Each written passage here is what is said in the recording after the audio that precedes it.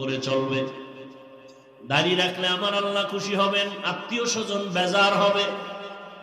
যারা আমার আল্লাহকে খুশি রাখবেন আর এই চিন্তা করবেন রিজিক দিবেন আমার আল্লাহ, সম্মানের চেয়ারে বসাবেন আমার আল্লাহ, আর এই চেয়ারের কোনো মেয়াদ নাই, দুনিয়ার টাকার লোভে জোর করে যারা চেয়ারে বসতে চায় সম্মানের জন্য, এরা এক সময় ফুলের মালা পায়, ফাইনালে জুতার মালা খায়।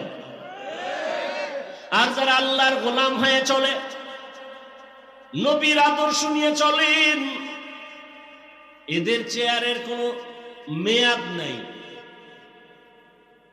সম্মানের চেয়ার আল্লাহ যাদেরকে দান করবেন, ওই চেয়ার কোনোদিন কেউ কেড়ে নিতে পারবে না। যারা কেড়ে নেওয়ার অপচেষ্টা চালাবে তারা ধ্বংস হয়ে যাবে। এজন্য আল্লাহকে খুশি রাখতে হবে। আল্লাহকে খুশি রাখার জন্য টুপি পরেছি, আল্লাহকে খুশি রাখার জন্য দাড়ি রেখেছি, আল্লাহকে খুশি রাখার জন্য 5 বেলার নামাজ আদায় করি, আমার আল্লাহকে খুশি রাখার জন্য পর্দা রক্ষা করে চলি। সব সময় সব জায়গায় কথাটা বলি। এখানে আপনারা যারা বসে আছেন, আপনারাও যেমন মুসলমান, আমিও তেমন মুসলমান। আপনাদের আল্লাহ আমার আল্লাহ 2 নাকি 1?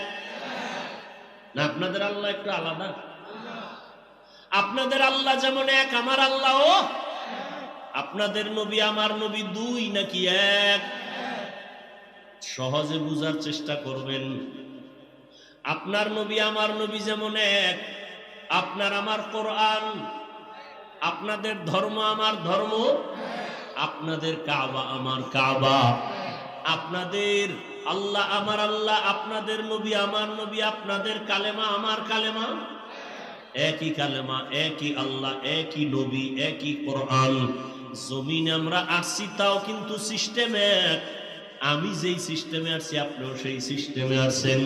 বিদায় বেলা কাফনের সংখ্যাও হবে 1। আমারও 3টা কাফন হবে, আপনাকেও 3টা কাফন দেয়া হবে।